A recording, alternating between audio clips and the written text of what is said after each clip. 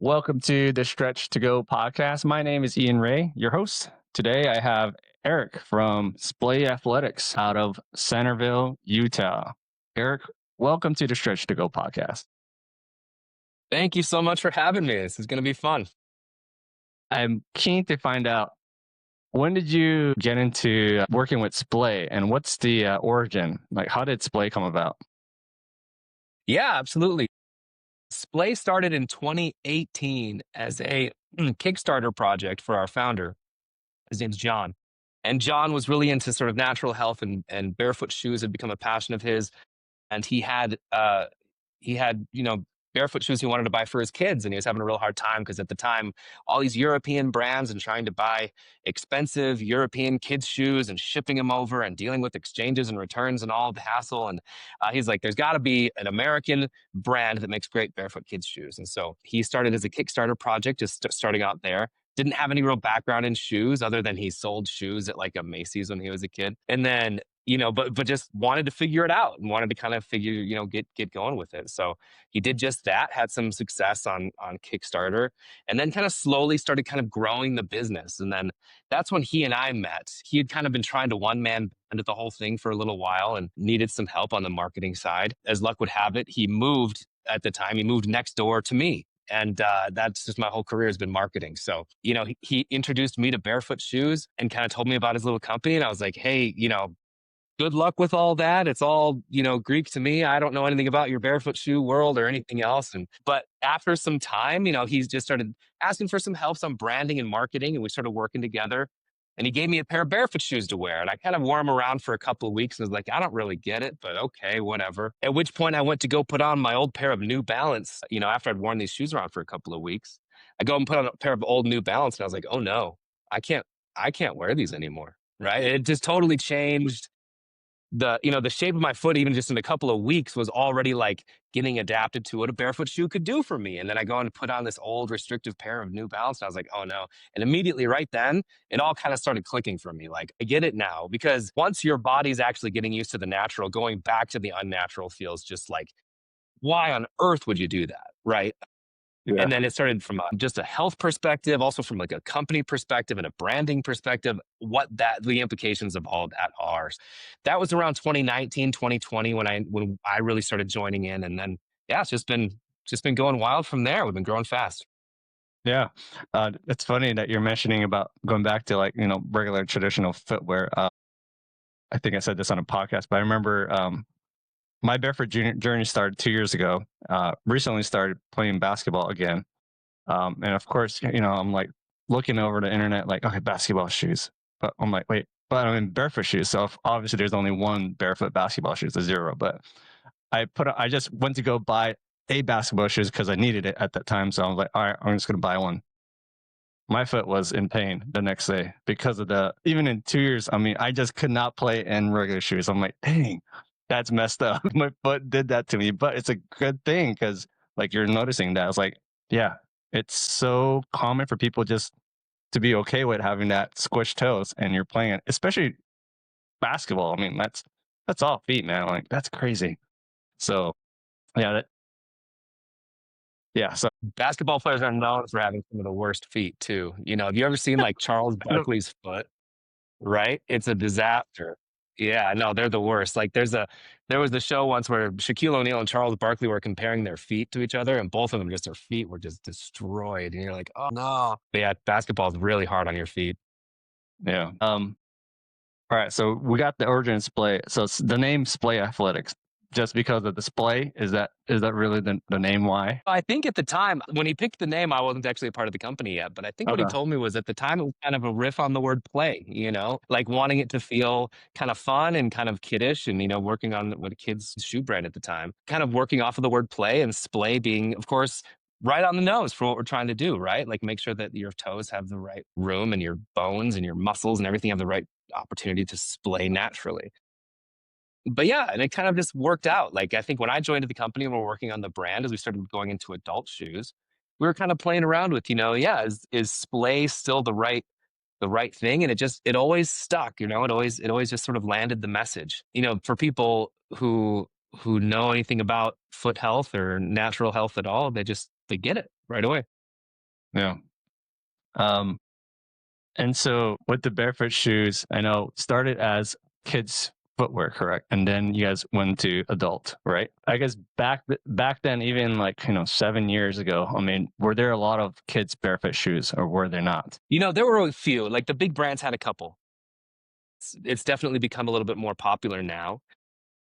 But yeah, the big brands always had a couple, but they were just really expensive.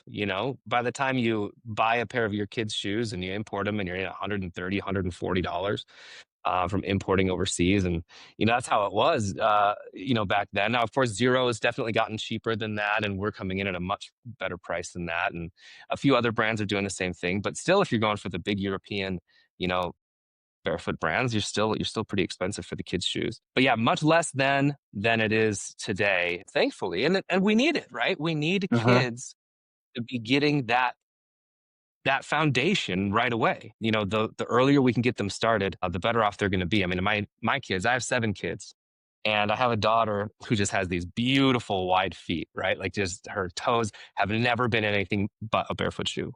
She's only ever worn barefoot.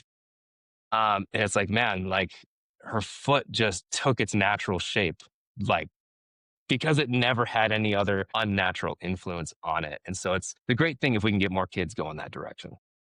Sure.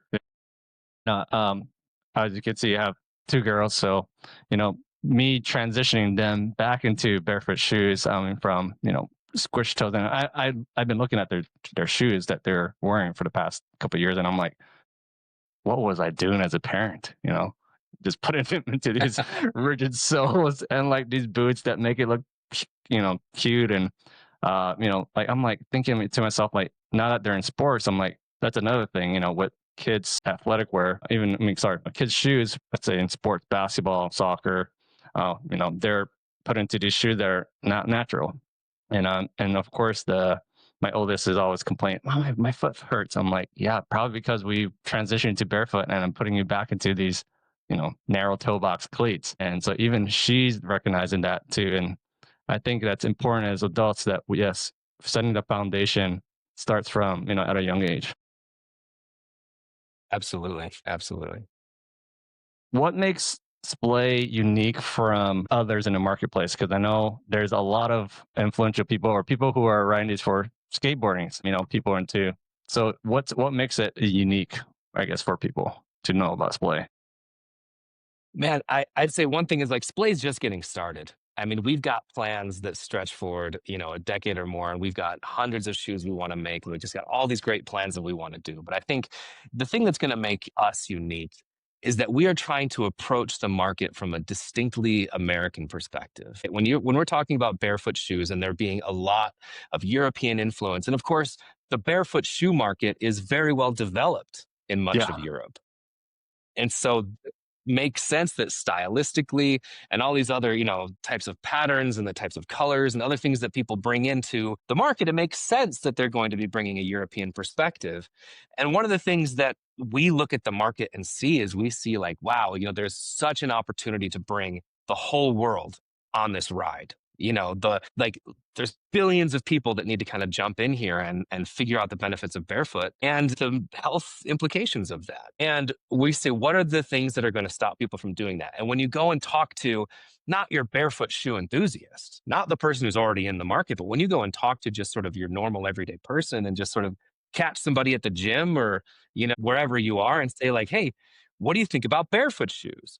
And they're Uh-huh. like, well, I'd never wear that. It doesn't, I'd never wear something that looks like that. Right. And so what we really want to do is we want to say, like, how do we take the benefits of barefoot and make a truly bona fide, like, excellent barefoot shoe, but make it in a way that, like, I can convince somebody that their pair of Vans or their pair of Chucks or their pair of Nikes or their pair of, whatever it is that they've been wearing their whole life that they love, that they've built their persona, their style, their, who they are, how they present themselves to the world. How do I make sure that there's something for them in a great barefoot shoe? And that's what we want to do. And that means a lot of different things. When I say we're just getting started, it's because we really, as a company, have shifted our focus to being so community driven. Like there's the barefoot enthusiast community. We want to be a big part of that, right? Like We want to help people who just really want to feel the ground and really want to just have the absolute 100% natural experience. We're making shoes for you. We have the new Freestyle 3 coming out, which is going to be an awesome shoe for that community. But then at the same time, we've got skateboarders, and skateboarders have been really underserved in the barefoot skating world because a barefoot skating shoe hasn't really existed, not in any real sense. And so we come with a great barefoot skate shoe, and we've got even more launching here very soon for that community, where we say, what's the perfect barefoot shoe for that market? And it's going to be different. That community needs something a little bit different. Or if we go ahead and launch, like, we've got soccer shoes that we're developing. We've got running shoes we're developing. We got all these different things that say, how do we make sure that we're staying true to the fundamentals and the core ethos of barefoot shoes?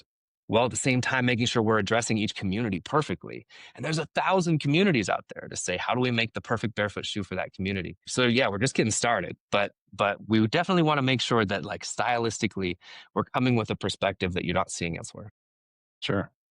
Having lived in Utah for a while, I know tons of skateboarders and the people who go to the gym, and obviously that's a easy fix to swap out of your Converse, your Chucks. I mean, to these, if you're going to be lifting, I mean, don't lift in running shoes, please. Don't lift in something like this, where it's flat sole and Yeah. not a cushion. Oh yeah. So Vasta Fitness, if you're listening, please help people out. What are some aspects of the footwear that you guys are mostly proud of, or the way that you have constructed and put together such beautiful shoes for kids and for adults? What are some of the unique aspects that you guys say, hey, this is what makes Splay a Splay?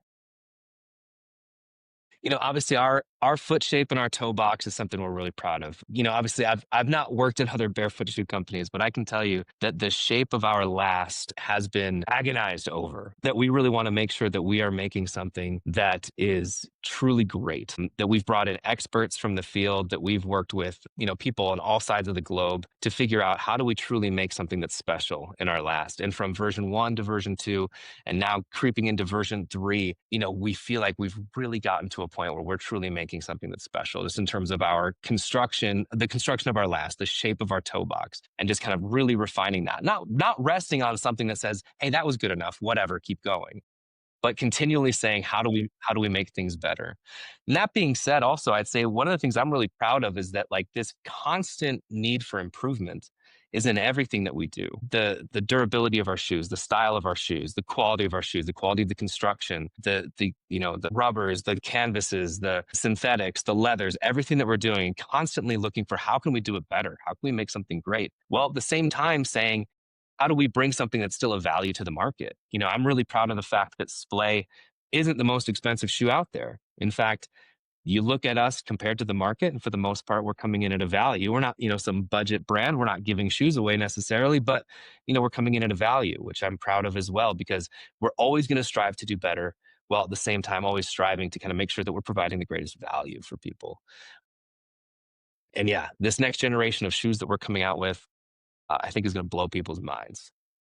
Just the improvements that we've made over the last year, and really what's about to kind of start hitting, is going to be truly great. I guess for you guys, could you share with us some of the benefits of barefoot shoes that you guys love to share about with your customer base, about barefoot shoes? Yeah, absolutely. I mean, I always start with this story. I always say, I'll be at a trade show or something and talking to somebody who doesn't know barefoot shoes. And I'll say, do you know that point at the end of the day when you get home and you kick your shoes off, and the only thing you can think is, like, thank goodness I can take my shoes off, right? And it's like your feet have been hurting, your dogs have been barking all day, and you get your shoes off and you just feel this immense sense of relief wash over you, right? And I just tell people, we all know that feeling. And that's your body desperately trying to tell you something, that you are actively hurting yourself, that there is something happening with the way your feet are supposed to be working to how they're being forced to work, that there's something truly wrong. And so what I tell people, the greatest benefit of barefoot shoes is simply that your body can start to come into alignment with its own benefit, right? Like its own, you're not going to be in pain at the end of the day.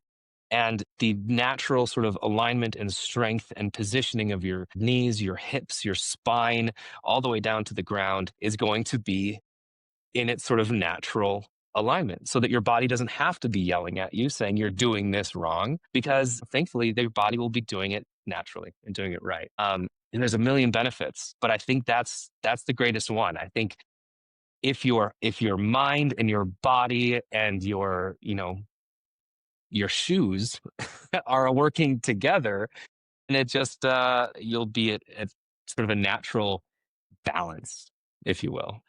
Yeah, Sorry, I don't know if you're hearing my kids screaming behind me. Are you hearing my kids right now? Sorry about that. it's fine. Somebody bit somebody. Somebody bit You're somebody. fine. They're screaming. I don't know. You're good. Sorry about that. So from the time that you started there, Eric, how has Splay grown from the time that you started to the way that it is today and moving on? What ways have Splay grown from, the inception, basically? Oh man, I mean, when I came on, we were just launching the Explore Kids shoe, which was the current model of Explore 2.0 that we sell. The Explorer was just selling, and at the time, that was our only shoe. So we were just addressing health motivated parents and saying like, "Hey, your kids need great barefoot shoes," and just selling to them, and that was fun. And then the parents were asking us, "Hey, when are you going to make a shoe for me?" At which point, eventually, we said, "Sure, let's try this out." We weren't really sure a Velcro shoe was going to sell to adults very well, so we designed the Freestyle, which is kind of our first adult shoe, and the Freestyle just took off. People loved it. I think where we've grown since then, and since really when I came onto it, is just sort of our ability to sort of be curious and listen to people and say like, where are the markets that aren't being served very well, and figure out how do we make the shoe no one else will make. The skate shoes, for example, the Rev. The Rev was a shoe we were like, who else is going to make this? Zero's not going to make this. Lens is going to make this. Vivo's not going to make this. Wildlings isn't going to make this. I'm like, no one's going to make this shoe. We need to make this shoe. And we were listening to some great people. And by the time we got it out there, all of a sudden, like now, boom, we have, hundreds and thousands of people that are wearing the Rev and skating in the Rev and doing like really cool stuff in the Rev and sending us awesome skate videos and posting on our Instagram. Look at Splay Athletics on Instagram and see just hundreds and hundreds of videos we get of people just ripping in these Revs. And it's like, thank goodness we made that shoe and made something cool. So obviously, like the different styles we make has grown, and our market share has grown, the number of shoes we're selling has grown. That's great, but what's more important than that is just sort of our ability to kind of listen and be curious and say who's not going to make this shoe. And we've got some great stuff coming out in the near future, and I think we've got 20 different styles of shoe that we're planning on releasing in the next 2.5 years, Wow. that if we can stick to that schedule. Now, I don't know, we'll see. The best plans don't always go as planned, but if we get all these shoes out, people are going to see like, wow, this company is really trying to make the shoe no one else is going to make, and they're really trying to listen to people and make the greatest shoe that they can for the community that they're going into. Sure. No, that makes sense. I mean, like you were saying about skating, motocross, action sports. I'm sure they're wearing these too. I mean, you think about. I was thinking about this too. Like like ski boots. Like Utah's a great place. Ski boots. Like there is no barefoot ski boots. I don't know. Maybe you guys might be doing that, but that's another thing. Is like, hey man, like that's a community. That's especially there in the four corners. Like Colorado, Yes. Utah. That is such a big market for you guys to do that. But we'll see. But yeah, I Cool. The understand. tooling cost there is expensive. We've looked into it a little bit. Yeah, but the tooling Yeah. cost is hard. Yeah. So, I mean, there are definitely market share for various demographics, like you were saying. For instance, like I know there are some barefoot rock climbing ones. I think Saltic. I think they came out with one. But definitely, I think that's cool that you guys are looking and listening, getting those feedback, because I think that's what really draws people to brands, is that they are asking questions. How can I serve you? What are you looking for? And then of course offering that. I think that's what probably drives people to display, is like, hey, this is what going on. Let's try to see if it can help you. And of course, they're gonna come back and you repeat customers. So that's awesome, man. I know you kind of mentioned, but the next 5, 10 years, what's the goal for Splay? Woof, that's a great question. Sometimes we're so busy working on what's happening next that it's hard to look that 10 years into the future. More than just like we're trying to look at where are there communities that need something great. I think our end goal to all of this is we want to introduce everyone in the world to the fact that there's just a better way to do it. And I think we're going to do that one community at a time and just say, how do we make the right shoe for runners? How do we make the right shoe for pickleballers? How do we make the right shoe for, basketball players? How do we make the right shoe for indoor soccer players? And just sort of, one day and one style at a time, just sort of like introduce people to like, there's a better way to do this Mhm. and make it undeniable, like undeniable. One of the things that I think goes against the barefoot industry is that when you go into a shoe store, let's say you take your average person and you walk into a famous footwear or a Foot Locker or wherever they go to try on their shoes and they grab this big cushy pair of Hokas, right? And this thing's got an inch and a half of foam under their foot and they slide it on and they stand up. And people have decided within 3 seconds of putting that shoe on if that shoe's comfortable or not, Sure. And what they get is they get that immediate feedback from the cushion that just says, you can't feel anything but the softness under your foot right now. Right. And so then they get a signal to their brain that says, like, oh, well, that's comfort, right? That's what comfort means. Now, of course, they don't know that then that's going to hurt their foot throughout the day and it's going to cause back pain or knee misalignment or bunions or whatever else their, lifelong problems are going to be. And so as a barefoot shoe industry, we put a lot of effort into trying to talk about the long term, right? Which is great. We need to do that. We need to talk about the long term and the health implications there. But one of the things that I want to focus on too is I want to focus on that first 3 seconds. And I want to say, how do I make sure that when they slide on a Hoka and they slide on a Splay, that they're like, hold on a second, this is fantastic, right? And it might be different, right? And it might be they're feeling a bit more, the ground feedback and everything else that they're supposed to get. But I also want it to be like, wow, there's something special on my foot right now. Because I think that goes against a lot of the barefoot companies right now, where they're missing that first 3 seconds because so many decisions are made instantly when you try on a pair of shoes. So I think that's where I'm really trying to go with Splay, is just to try and say, like, you know what, I'm not stopping at just sort of like, how do I get the next barefoot shoe customer? I'm going to like, how do I make the perfect shoe for people? And how do we truly make something that like anybody in the world could put on and say, this is something special? Yeah. Especially with the whole craze of shoe resale. I think that's been blowing up. Obviously, whether if it's the style, look, the uniqueness, and also the fact, like you were saying. I remember I used to work at a shoe store, Champs, as a kid, and I remember bringing the shoes back in, and of course, the first thing they look at is the construction. Maybe they put it on, and then they walk around, and of course, the feedback instantly say, okay, yeah, this is comfortable. This is too tight. That does make sense. I mean, they're looking for comfort so that they can do whatever, running and sports, or even just walking around at work. So it makes sense that you need to capture that attention right away so that they can make a decision. Because yeah, people, they can always buy another shoe, but it's, well, how does it look like? Is it going to perform to their abilities, and then is it going to serve them? So that's such a nice, that's a key aspect, man. That's cool. Thanks. How do you see barefoot shoes as an industry evolving in the future? I mean, it's growing so fast. We've got, Witten and Flux and, just a million other barefoot Hoagie Bear and all these other great barefoot shoe brands that are popping up, and it's growing super fast. And I think it's kind of turning into a little bit of a land grab where it's sort of people saying like, how do we get this done? Get this done? How do we make sure that we all have as much market share as possible before Nike comes in, right? So I think if not to be kind of a shadow here of kind of casting a shadow over the success of a lot of these barefoot shoe brands, but a lot of the success that brands see in the barefoot shoe space is largely because we're kind of playing in our own sandbox right now. You know, some of the biggest brands with billions of dollars and virtually unlimited marketing budgets have kind of let us play in this sandbox while we figure out how to do it right.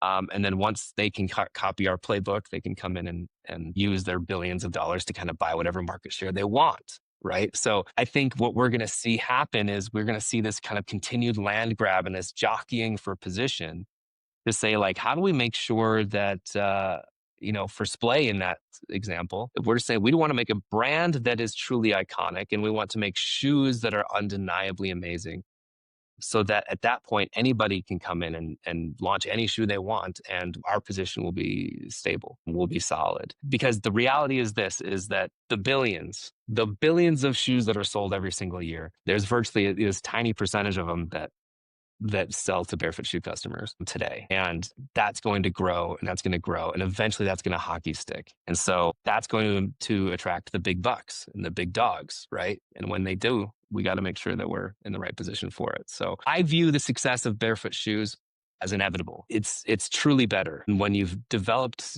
what's the saying? Like, you build the better mousetrap, the world will beat the path to your door. That's what we have here, right? We have the better mousetrap. It's inevitable that the benefits of the Barefoot shoes are going to be sought after.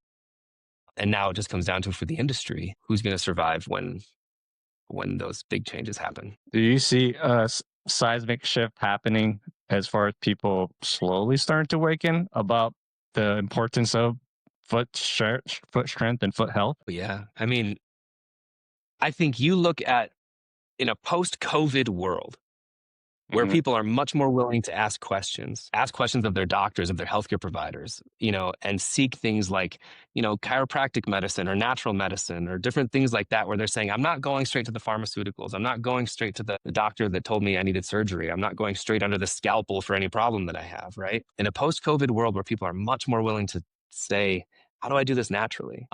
And as you look at those younger generations, man, you talk to, like, the Gen Z kids and stuff like that, and you're talking to them about, like, oh, what does it mean to be naturally healthy to you? And, like, and man, it makes so much sense to them. It's so intuitive to them because they see the millennials, they see the boomers, they see what the right way to do things, they see what that's done to us, right? And everyone's got bunions and back pain and knee pain and, all the stuff, all the stuff. And so I think the Gen Z kids look at us with wide open eyes and say, like, that didn't work. Something else has got to work better. Yeah, that's no, I never thought about that. Yeah, that's true. Yeah. I guess what are some also ways that Splay is planned to create more awareness, exposure for the brand? I know you talk about, several models coming out and whatnot, but what are some ways you guys are trying to get out there? Different communities that you're outreaching? Kind of explain to us. That's our biggest focus, is just sort of really being a part of the community. We're not some giant shoe company that's got $1 million to throw at advertising budgets and everything else. Nor are we going to be that company that's kind of necessarily going to have the biggest, splashiest way of kind of presenting ourselves in terms of advertising or anything else. But what we are is we are truly curious about the people we're serving. And we truly want to get to know them and truly be a part of making their lives better. We've got a guy on our team, his name's Carson, and Carson loves skating and loves the kind of whole skate scene and has done a ton to kind of hold on, one of my kids just came in. Come here. Carson has done a ton. This is Bronson. Carson has done a ton to really kind of make a bunch of friends in the skate scene. And it's so natural and so authentic, where he's just a skater who wants to know other skaters and wants to know how to make an awesome skate shoe for them, that now we get invited to, launch events and skate comps and different things like that. And we're going to be throwing a lot of those same sort of things so we can just kind of bring people along for the ride. As we've got awesome new shoes we want to test out, we're going to bring people in for the ride and say, like, we want you to tell us how this shoe can be better. And we want to just see you rip in these shoes and really enjoy them. But I think the way Splay's going to do it is Splay's going to say, like, hey, any shoe we're making, it's going to be for somebody. It's not going to be just because we think it's, a good looking shoe. It's going to be like, no, this shoe's for somebody. And we need to make sure how the person that it's for really loves it. And we want to be a part of how they do it. So it's going to be community driven. It's going to be trying to be in the scene and not just blasting messages at people. Yeah, that's awesome, man. Hey, I would love for the audience to learn more about what you guys are doing and how people can, people in different communities to even give feedback on your guys' shoes. So how can people reach out to you, interact with Splay? Is there a social media, website, email? What's the best way to reach out and interact with you guys?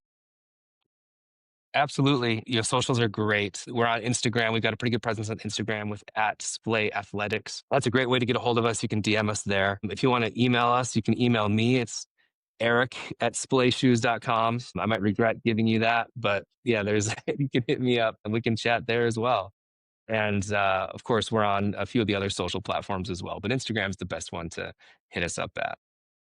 Okay, cool. And then website is that splayshoes.com? Splayshoes.com. Perfect. Well, Eric, it's been a very fun conversation learning more about Splay. I did not know that there was a brand right in the place that I went to school with. So it's cool that, Utah has a great, very great close community, especially in the health, fitness, and of course what you guys are doing there. I think it's awesome, that people can go out and learn more about you guys. So thanks, man. Thanks for hopping through the podcast. Absolutely. It's been a pleasure talking to you. Thank you. Yes. All right, everyone. Take care.